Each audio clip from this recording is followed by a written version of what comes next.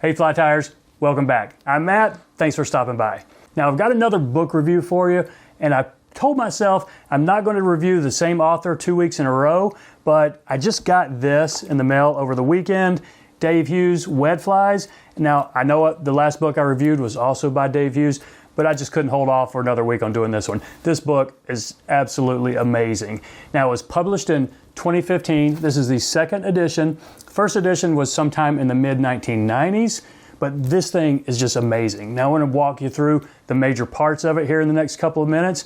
So let's get started. This 242 pages, it's got 4 main parts. The first part is 4 chapters, about 40 pages of the history of wet flies. Now he starts with some really old literature talking about Dame Juliana Berners. He goes into Sylvester Neames and Ray Bergman, some of the other, legends of wet fly tying and fishing. So will these 4 chapters make you a better fly tyer? No, probably not. But if you love the history of our sport, then it's an absolutely fantastic read. And, I'm totally engrossed in it so far. Now, the next part is the bulk of the book. It's 5 chapters, 170 pages, and it's when he really talks about tying the flies. He goes into the 4 major categories of wet flies. You have the soft hackles, then you have the flymphs, which are just the wingless wet flies, and the traditional winged wet flies, and then the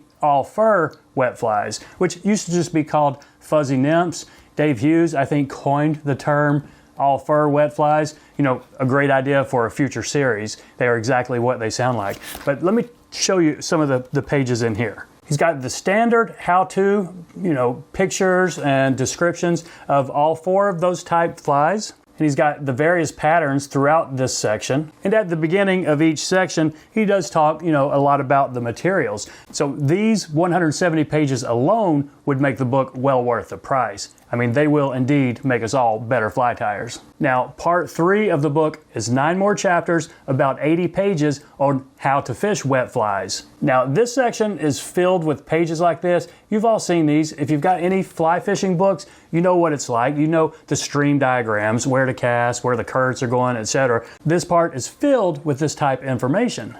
And it's got pictures like this, showing you exactly how to do the Lysing ring lift or fish Ray Bergman style. It's really an outstanding primer on, how to fish everything having to do with wet flies. Now, the last section is only about 30 pages, but it's all entomology. It is, diagrams like this.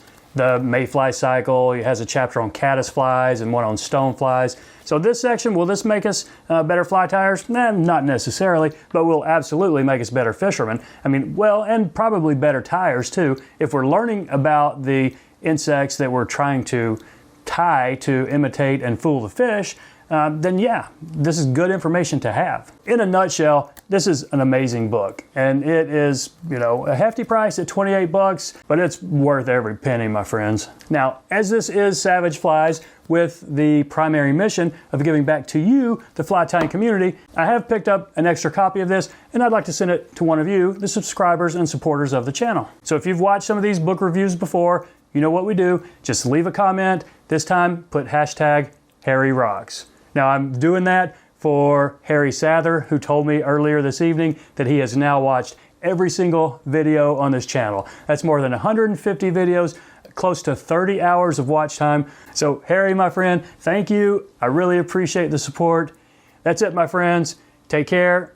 We'll see you next time.